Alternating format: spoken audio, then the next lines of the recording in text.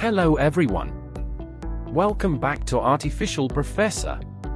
In today's video, we'll be showing you a step-by-step guide on how to share your Spotify playlist with others. So, let's dive right in.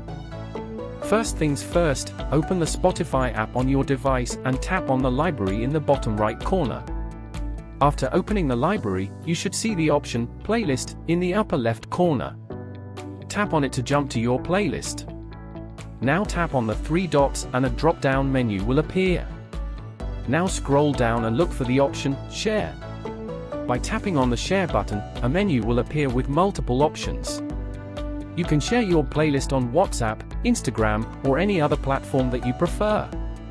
That's it for today's tutorial, and if you found this tutorial helpful, give us a thumbs up and subscribe for more useful guides.